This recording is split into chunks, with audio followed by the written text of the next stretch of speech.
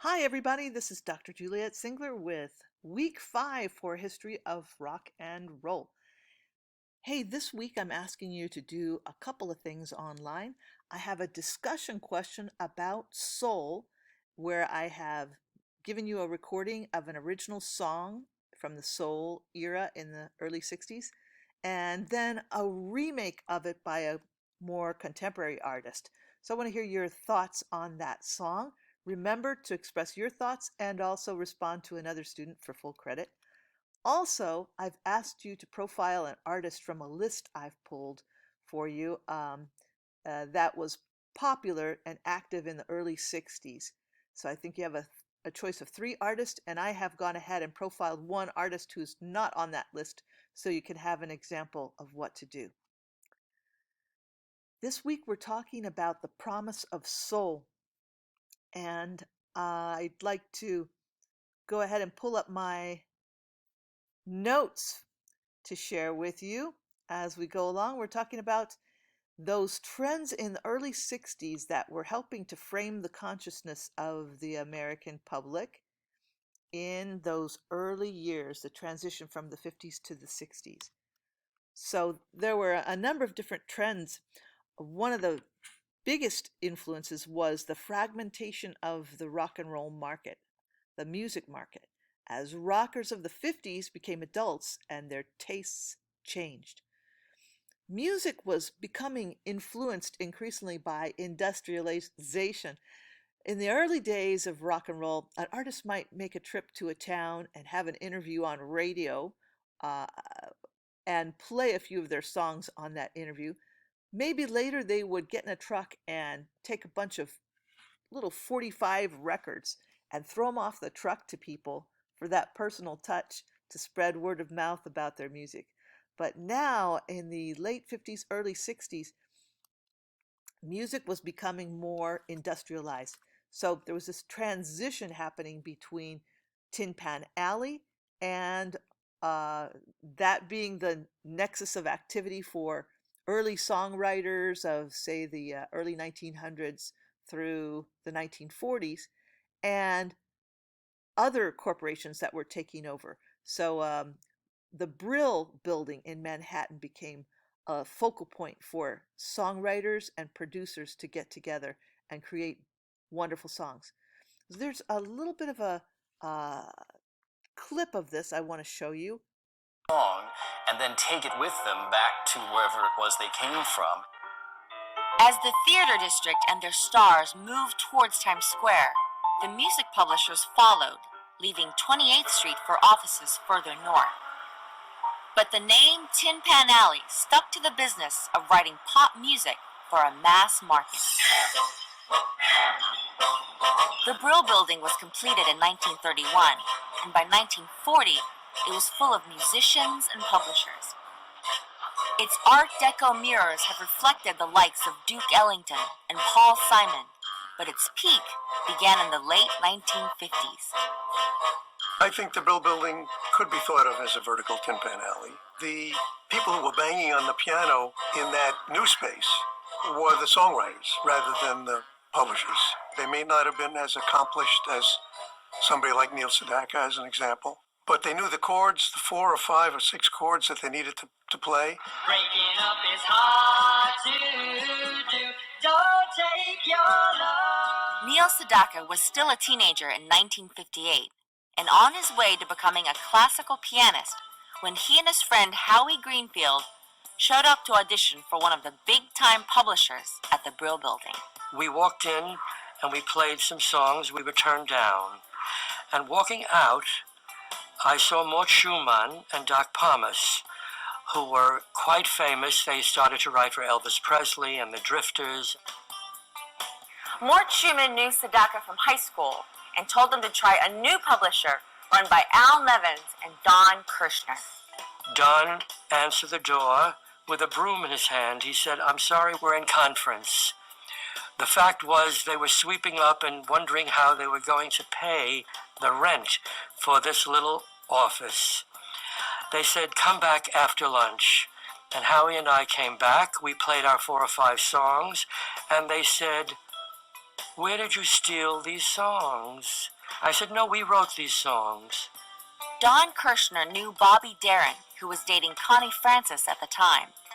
And Francis was the top female vocalist in the country, with a #1 hit, Who's Sorry Now? Who's sorry now? Kirshner arranged a meeting. Going to Connie Francis' house was, I was scared to death. And of course, when I played, I started with my best ballads, and she was bored to tears. She was on the phone, she was writing in her diary, she was answering mail, and I was beginning to lose her. When I finally whispered in Howie's ear, I'm going to play Stupid Cupid, he said, that's not her style. That's a 8-bar blues. You know, it's a funky song. I said, well, I'm going to do it anyway. So I played 8 bars of it, and she said, that's my next record. Stupid Cupid, you're a real mean guy. Stupid Cupid went to number 14 on the pop charts. Nevins and Kirshner signed up Howie Greenfield and Neil Sedaka for $50 a week. Sedaka was so young, his mother had to sign for him. I was writing with a group of songwriters at the time. One was Carol Klein, who soon changed her name later to Carole King. And then Kirshner Nevins signed Barry Mann and Cynthia Weil, Ellie Greenwich and Jeff Barry. And it was little cubicles with a piano and a desk. And we went in 5 days a week. I do remember hearing the pianos. It was almost like a cacophony that you might have heard in the old Tin Pan Alley days. But you actually heard people plunking pianos in different rooms on the same floor. All right, I'm going to stop right there.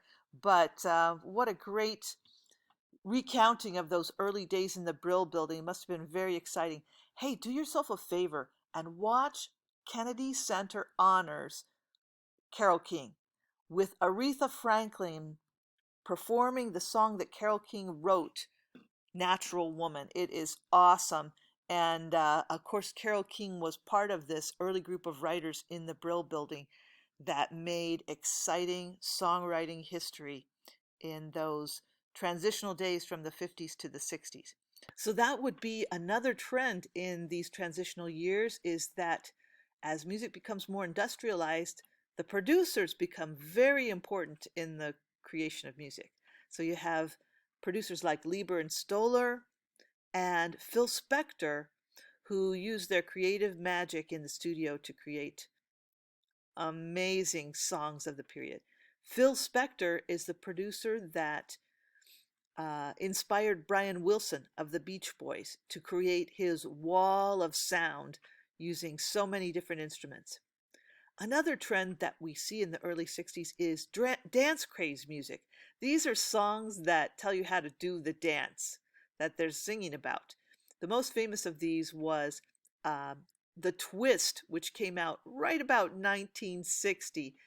And the way that it came about was that Dick Clark on American Bandstand had seen groups of teens gathering around and dancing to this song that was kind of a sleeper song. It never really caught the public's attention, but the kids loved the dance and they were dancing to it.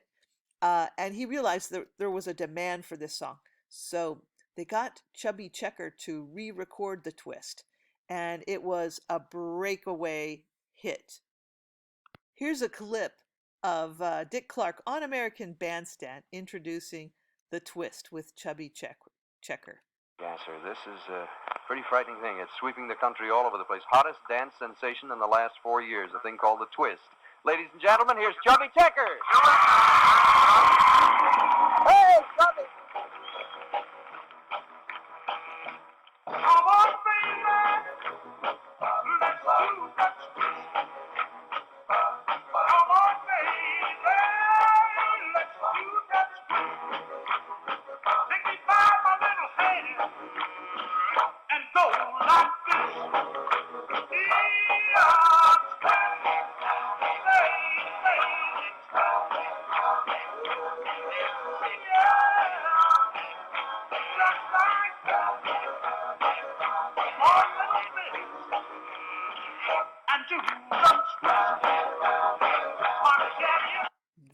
you go. A little taste of the twist. This was a really important song because it was the first time in American history that young and old came together in support of rock and roll. So the twist marks the beginning of America's love affair across generations with rock and roll music. Rock and roll was now here to stay. Now, there were a number of other things that were happening in these early 60 years. Many artists were not only making albums, but they were also making appearances on television and in movies, creating movies with sometimes feeble plots, but which were great vehicles for getting their music out there. My favorite of the group were the Beach movies starring Annette Funicello, who was a former Mouseketeer, that's right, and Frankie Avalon, who was one of those teen idols that we talked about before. Their movie Beach Party in 1963 shows some footage of them tooling down the road with their surfboards in tow, getting ready for a party at the beach. Well, hey, you can hardly talk about those beach movies without talking about the Beach Boys. And at this point, I just want to ask you if you can tell the difference between the Beach Boys and the Beatles. A lot of my students who are not familiar with these two early, wonderful, good boy groups of the 60s cannot distinguish the two. So I want you to listen to the song Good Vibrations. Surfin' USA. Surf USA is the song that brought the Beach Boys to the public's attention in the early 60s. And compare those Beach Boys songs to a couple of early Beatles songs. For instance, I Want to Hold Your Hand would be a great one to choose for the Beatles. That's the song that brought them to the Ed Sullivan Show and to international acclaim in 1964.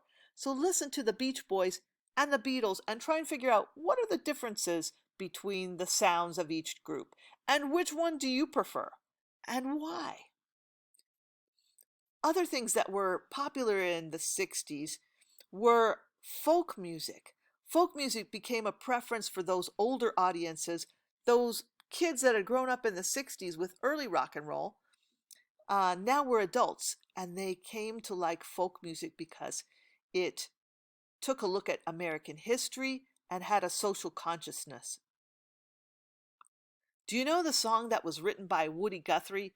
This land is your land, this land is my land, from California to the New York Island. Maybe you heard it in elementary school. This is a song that is not really a folk song. It was written at the time by Woody Guthrie, but it sounds like a folk song. Americans were interested in exploring their international roots, our melting pot culture through folk music, and also in exploring international culture. Groups like the Kingston Trio were inspired by some of our artists who came here from Jamaica. Case in point would be Nat King Cole, who migrated to the U.S. and made the song The Banana Boat Song famous. I know you know this one. Day-o, day-o, daylight come and me wanna go home. But how do you figure groups like the Kingston Trio, who were a bunch of preppy college boys, naming themselves after a city in Jamaica and recording folk songs that often didn't have much to do at all with Jamaica, like Tom Dooley, for instance? Well, another trend in the early 60s was a transition towards soul, the promise of soul, as your author describes. There's a great clip I want to show you of Patti LaBelle describing the difference between gospel music, which was from the church, and soul music. She's going to demonstrate what a song would be like in soul style and then gospel style. Let's hear it. Let me see how to do it. If you ask me to, I just might change my mind and let you in my life forever. Now that might be soulful. Now gospel. Oh, if you ask me to, I just might change my mind and let you in my life forever.